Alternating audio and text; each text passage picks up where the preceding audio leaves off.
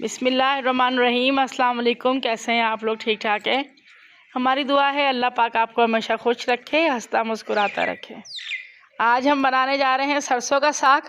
बनाने के लिए हमारे पास सबसे पहले साग है, जो कि हमने अपने खेतों में से तोड़ा है, सरसों का साग। और उसके बाद ये पालक है, पालक भी हमने हमारे खेतों की है। आज हम जो भी साग पका रहे हैं माशाल्लाह सारे हमारे अपने खेतों का है। और उसके बाद ये मेथी है। मेथी की क्वांटिटी को बहुत कम रखना है, तकरीबन ये 1 पाव के करीब मेथी है, क्योंकि ज़्यादा साग मेथी में डालने से साग का टेस्ट ख़राब हो जाता है। ये हरी मिर्चें हैं, तकरीबन आधा किलो के करीब है। ये बाथू है, जो कि साग को गलाने में बहुत अच्छा काम करता है। और ये लहसुन के ऊपर का हिस्सा है, जिसको हमारे पंजाबी में लहसुन दी फूका भी कहते हैं। ये साग में बहुत ज़बरदस्त लहसुन का टेस्ट लेकर आता है। और ये धनिया है, हरा धनिया भी बहुत ज़रूरी होता है। और ये चीज़ है, ये गाजरों के ऊपर का हिस्सा है, जहाँ से गाजर नीचे लगती है, और ये उसके ऊपर का है। तो हम इसका ये पत्ते पत्ते से डालेंगे इस तरह। तो इसको गाजरों का छेजा भी कहते हैं। ये एक साग को बहुत ज़्यादा मज़ेदार बना देता है। साग को पकाने के लिए सबसे पहले हम एक साग का जो है सरसों वो उठा लेंगे, और उसके ये छिलके हम इस तरह रिमूव कर देंगे। रिमूव करने के साथ ही हमने इसको एक बड़ी टोकरी है उसमें रखते जाएंगे। इसी तरह हम ये तमाम साग को साफ़ कर लेंगे, क्योंकि इसके जो ऊपर का छिलका होता है ये गलता नहीं है, इसको रिमूव कर देना ज़रूरी होता है जी। तो ये सरसों का साग हमारा साफ़ हो चुका है। अब इसके बाद हम पालक को साफ़ करेंगे। ये रही पालक जी। तो इस तरह हमने एक एक पालक को अलग देख के साफ़ करके ले लेना है। और इसके बाद हमने इस तरह हम इसके तमाम आगे के मोटे वाले डंठल जो है वो रिमूव कर देंगे, और खाली हम पत्ते को पकाएंगे। देखिए इस तरह ये पालक साफ़ हो चुकी है। इसी तरह हम तमाम पालक को साफ़ कर लेंगे जी। सरसों भी हमारी साफ़ हो चुकी है, और पालक भी हमने साफ़ करके इसमें डाल दी है। अब इसके बाद हम गाजर के ऊपर वाला हिस्सा है जो हमारे पास, जिसको हम गाजरों का छेजा भी कहते हैं, ये हमने इसके सिर्फ आगे के पार्ट उतारे बारीक बारीक पत्ते से, ये भी हम इसी साग में शामिल कर देंगे। अब हम ये बाथू को साफ़ करेंगे। इसका टंडन ले लेना है, और हमने इसका एक एक पत्ता अलग करना है। इसके टंडन बिल्कुल नहीं डालने, क्योंकि टंडन में कड़वाहट होती है। सिर्फ इसके हमने पत्ते डालने हैं। इस तरह हम इनके तमाम पत्तों को टंडन से उतार के रिमूव कर लेंगे। और अब ये हमने हरा लहसुन ले लिया है। हरा लहसुन को हमने एक एक करके इकट्ठा कर लेना है, और उसके नीचे का जो ड्राई हिस्सा होता है ये हमने इसमें से निकाल देना है, क्योंकि ये गलता नहीं है। तो तमाम लहसुन साफ़ कर देने के बाद अब हम धनिया को साफ़ कर रहे हैं।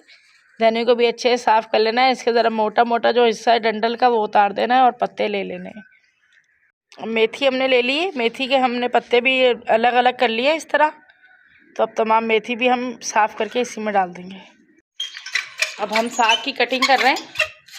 तो ये मशीन है, मशीन में हम थोड़ा थोड़ा साग लगाते जाएंगे और काटते जाएंगे इसी तरह हम जी। तो साग हमने तमाम कटिंग कर लिया है।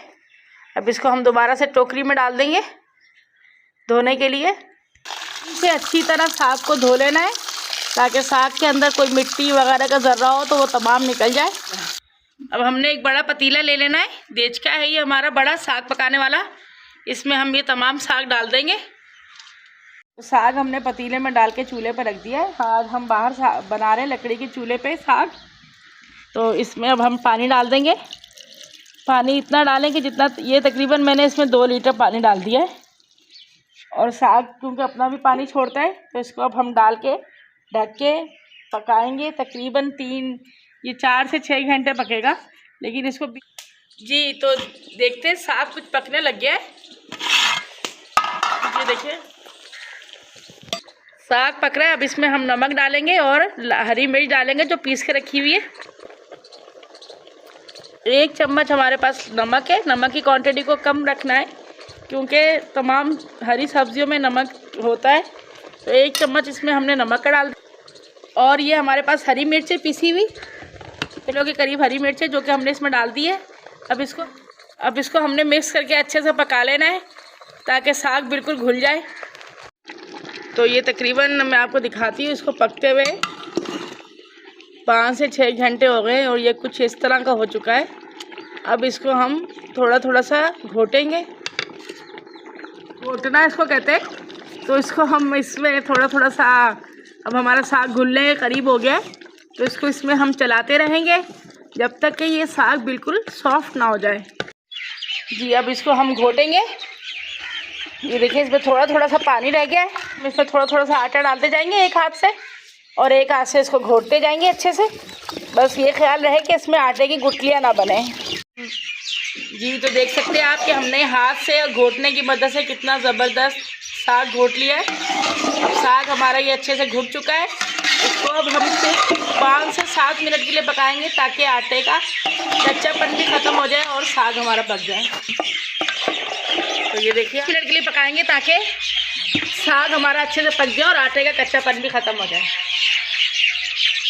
ये तो अब हम साग को लगा रहे हैं तड़का, और ये हमारे पास प्याज है जो कि नया अभी आना शुरू हुआ है। तो ये छोटा छोटा प्याज हमारे पास है, इसको हम पहले अच्छे से धो के काट लेते हैं। बघार लगाने के लिए हमने तकरीबन इसमें आधी प्याली घी डाली है, ऑयल नहीं डाली है क्योंकि ऑयल से साग का जायका बिल्कुल ख़राब हो जाता है। इसलिए हम जब भी साग को तड़का लगाते हैं तो इसमें घी डालते हैं। घी डाल देने के बाद जो हमारे पास प्याज था ये इस पर डाल देंगे। प्याज हल्के हल्के से फ्राई हो चुके हैं, इसको बहुत ज़्यादा फ्राई नहीं करना है। अगर ये प्याज जल जाए तो बहुत ही ख़राब हो जाएगा हमारे साग का टेस्ट और हमारी सारे दिन की मेहनत बिल्कुल बेकार जाएगी। अब इसके साथ ही हमारे पास अदरक है 1 चम्मच के करीब, इसको हमने कूट लिया है। तो ये अदरक भी इस पर डाल देंगे। अदरक और प्याज को हल्का हल्का अच्छे से फिर दोबारा फ्राई कर लीजिए।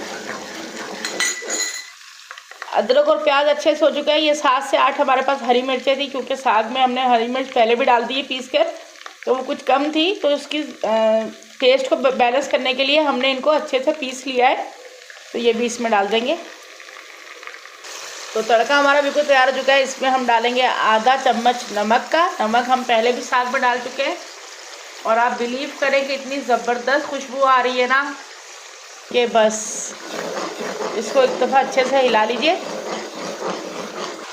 तड़का तैयार हो चुका है। अब इसमें हम डाल देंगे साग। जिस क्वांटिटी के हिसाब से आप इसको तड़का लगाना चाह रहे हैं, क्योंकि मैंने साग ज़्यादा बनाया है तो इसलिए मैं थोड़े से साग को तड़का लगा के बाकी साग फ्रीज़ कर दूँगी। तो ये हम इसमें डाल देंगे। तो ये साग हमने इसमें तमाम डाल दिया और आप देख सकते हैं कि कितना ज़बरदस्त ये बारीक साग घुटा है। ये हमने बिल्कुल प्रेशर कुकर के बगैर बनाया है और इसको हमने हाथ से ही घोटा है। इसमें हमने किसी भी तरह का बीटर या ब्लेंडर में नहीं ये हमने साग बनाया है। बस इसको एक दफ़ा अच्छे से पका लीजिए। साग बिल्कुल तैयार हो गया है। इसमें एंड में हमने हरा धनिया डाल के इसको सिर्फ 1 से 2 मिनट के लिए दम पे रख देना है। तो ये ढक दिया है हमने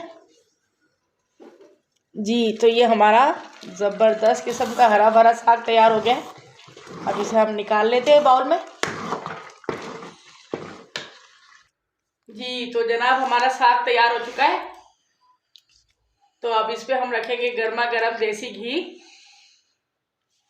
और साथ हमने बनाई है चावल की रोटी। तो चावल की रोटी भी हम आपको दिखा देते हैं कि कितनी ज़बरदस्त लग रही है। तो आपको हमारी रेसिपी पसंद आई हो तो प्लीज़ इसे लाइक कीजिए, अपने दोस्तों में शेयर कीजिए और अगर आपने हमारे चैनल को सब्सक्राइब नहीं किया है तो सब्सक्राइब कीजिए।